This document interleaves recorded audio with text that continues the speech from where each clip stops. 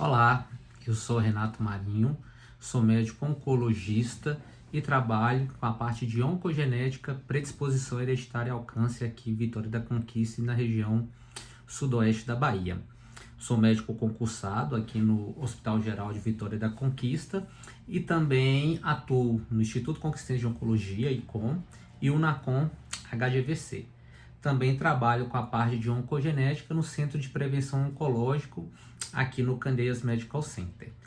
Hoje venho aqui, para poder falar sobre um tema bastante importante, um tema que realmente fala ao meu coração, Não é à toa que eu venho aí há muito tempo nessa área e compartilhar um pouquinho aqui de algumas informações. Primeira coisa de tudo, eu sempre gosto quando a gente começa a falar sobre câncer, é tentar definir o que é câncer, O câncer nada mais é do que mais de 100 tipos de doenças diferentes, que tem como característica inicial o início de um crescimento de células anormais, e que esse crescimento anormal, desorganizado, vai ali naquele tecido formar um tecido, um tumor, uma massa tumoral, e com o tempo tende a invadir, destruir aquele tecido, invadir a corrente sanguínea, a corrente linfática, e muitas vezes dando sinais, vindo a crescer células em locais à distância, o que a gente chama de metástase.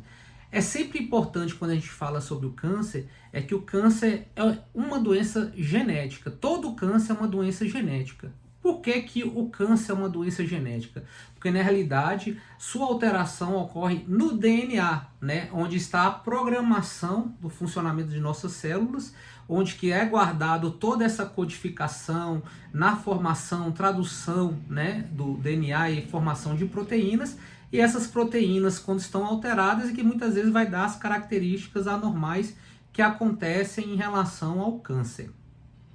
É bom a gente diferenciar, porque o câncer é uma doença genética, mas nem todo câncer é uma doença hereditária. Existe certa confusão.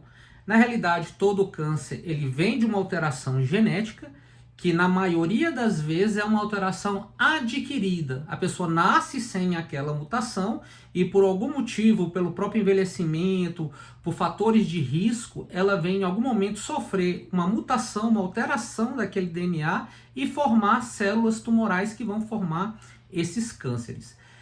Outra parte que aí realmente o que a gente lida, que são as doenças que são herdadas de geração em geração, em que essa mutação é passada de pais para filhos. E aí a gente fala que é uma doença hereditária. E geralmente é estimado que de 100 casos de câncer, cerca de 70% são câncer esporádicos, que são adquiridos durante a vida. Existe 20% que a gente considera familiar, em que existe uma agregação de vários casos na família e que muitas vezes você não consegue, pelo menos com a tecnologia de hoje, falar que existe uma mutação específica. E cerca de 10% desses cânceres existe realmente uma mutação germinativa, ela é herdada, ou é herdada pelos pais, pelo pai ou pela mãe, e que todas as células vão conter essa mutação. A gente fala que é uma mutação germinativa. Então, cerca de 10% desses cânceres são realmente hereditários de origem germinativa. Em relação ao câncer, outras questões que é sempre importante quando a gente fala sobre o desenvolvimento do câncer é justamente pensar quais são esses fatores de risco, Então, como a gente sabe, um dos principais fatores de risco para câncer é o envelhecimento. Por que o envelhecimento é um fator de risco? Porque quanto mais tempo a pessoa vive, quanto mais replicações, quanto mais mitoses ocorrem nessa célula durante a vida, maior a chance de que venha a acontecer algum tipo de transformação nesse DNA e formar alguma célula tumoral. Outros fatores de riscos bem conhecidos, o principal, a gente fala tabagismo, Cerca de 1/3 dos cânceres podem ser preveníveis, Então, tabagismo, obesidade hoje a gente considera um grande fator de risco para câncer coloretal, câncer de mama, Hoje vem mostrando realmente, e principalmente cânceres em pessoas mais jovens, a gente vem percebendo que a parte da obesidade, do sedentarismo também são fatores de risco bastante importantes. Vem aí a questão da própria alimentação, né? Alimentação muito rica em carne vermelha, em alimentos processados, embutidos, bebidas refrigerantes, bebidas açucaradas. Todos esses são fatores de riscos bem conhecidos e que realmente a gente tem que trabalhar em relação a isso. Quando a gente vem a falar sobre prevenção, né, em relação a essa prevenção, é sempre importante também a gente poder fazer essa divisão. Existe a promoção em saúde, a prevenção primária, a prevenção secundária e a prevenção terciária. A promoção é justamente aquilo que a gente está fazendo agora nesse momento. É trazendo conhecimentos, levando conhecimentos, explicando quais são esses fatores de risco para que nem tenha essa exposição a esses fatores de risco. Isso é promover saúde.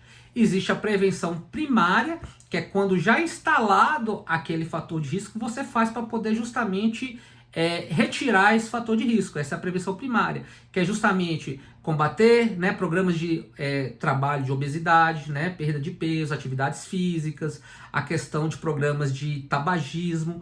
E aí existe o que a gente fala prevenção secundária, que é justamente o rastreamento, você fazer um check-up e tentar detectar essa doença numa fase mais precoce possível. Porque a gente sabe que quanto mais precoce é detectada essa doença, maiores são as chances de cura, menos agressivos vão ser o tratamento, menores as sequelas a longo prazo vai ter quando você consegue detectar numa fase precoce. Dentre hoje bem estabelecidas nas nossas sociedades médicas, é justamente, a gente fala em relação à mama, fazer a mamografia anual a partir dos 40 anos, a questão também em relação à prevenção do câncer de colo de útero, né, o preventivo, o Papa Nicolau, ele realizado a partir dos 25 anos. Além do Papa Nicolau, podemos lançar mão em relação à questão de testes moleculares, a pesquisa de HPV, né, e na realidade isso muitas vezes aumenta a sensibilidade e facilita, né, a questão do manejo. Em relação ao câncer coloretal, hoje já é recomendável que se faça, né, a colonoscopia a partir dos 45 anos. Câncer de próstata, dentro desse rastreamento existe certas controvérsias, mas dentro da Sociedade Brasileira de Urologia e a Oncologia também concorda que esse rastreamento seja iniciado entre 45 a 50 anos, fazendo a questão do toque retal e o uso do PSA, o antígeno prostático. Outros cuidados que são importantes, a questão da dermatoscopia, é sempre ter uma consulta, olhar a pele, ver se tem alguma mancha diferente. Muitas vezes também, a próprios exames hoje, né, de rastreamento de outras doenças, como as doenças cardiovasculares, nesse momento também você acaba fazendo alguns tipos de exames de sangue para poder realmente detectar algum tipo de alteração, né, na parte hematológica, se tem alguma anemia, se surgiu algum tipo de aumento de leucócito, né, essa leucocitose que muitas vezes não tem uma explicação e que você tem que fazer esse tipo de investigação. Eu sempre falo que o ideal é que desde quando é bebê até quando é, né, um idoso, você sempre tem um médico de confiança para que você sempre esteja fazendo consultas de rotina e o profissional bem orientado ele vai estar realmente apto a escolher qual o melhor rastreamento a ser feito naquele momento.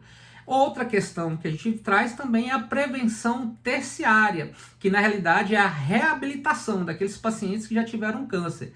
A gente, quando vem aqui também falar da parte psicológica, da psicologia, a gente sabe da importância que tem da psicologia justamente nessa reabilitação e muitas vezes vem aquela discussão, será que a questão psicossomática ela aumenta o risco em relação ao câncer?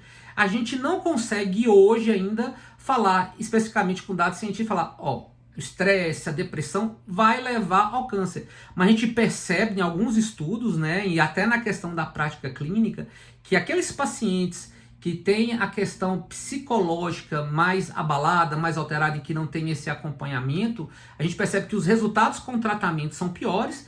E a gente imagina, né, o racional que a gente tem a pessoa que está deprimida, mais ansiosa, o estresse por si só, ele pode baixar a imunidade. A gente sabe que a imunidade, quando ela baixa, favorece infecções, como também pode ser um fator de risco também para o surgimento de cânceres.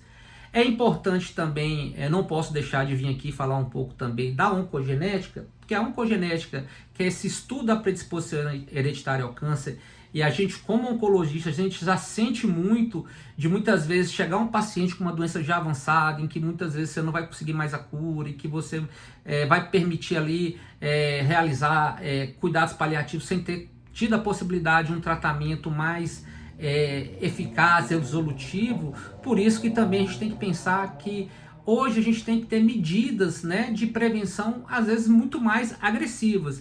E aí entra a parte da oncogenética, da predisposição hereditária ao câncer.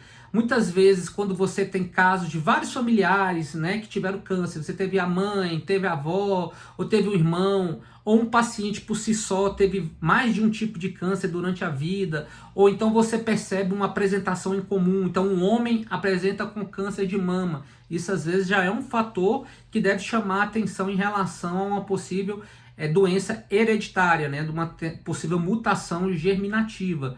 Alguns tipos histológicos de câncer, alguns subtipos, muitas vezes podem chamar a atenção. A gente fala aí câncer de mama triplo negativo, muitas vezes o risco de ser uma doença hereditária, às vezes é muito importante. Cânceres que acontecem numa idade mais precoce, abaixo de 50 anos, são todos fatores que devem levar a gente a pensar em fazer uma consulta oncogenética de prevenção.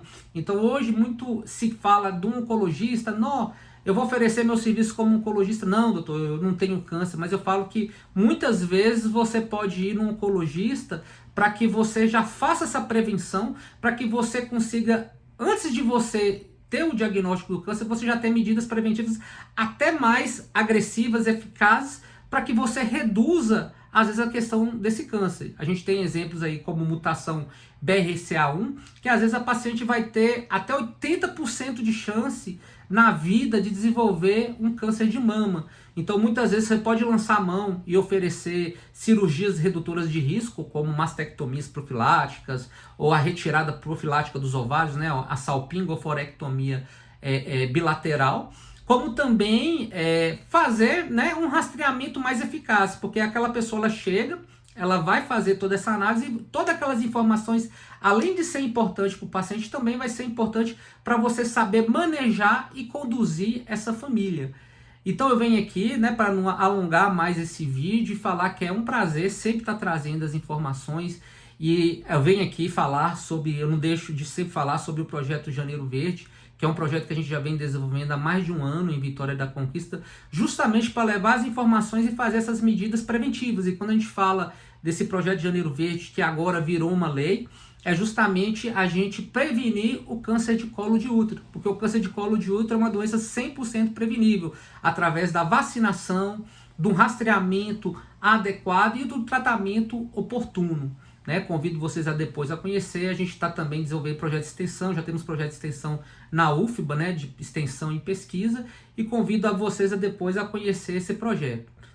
Vou deixar aqui também meus contatos, né? Vou deixar meu e-mail renatomjpaulino@hotmail.com, meu Instagram dr.renatomarinho, que é meu endereço no Instagram, e vou deixar aqui meu fone 77988086214, se no caso surgir alguma dúvida, e a gente está aberto aqui a sempre trazer essas informações. Foi um prazer estar com vocês, tenham um bom seminário e sempre lembrando que as informações salvam vidas.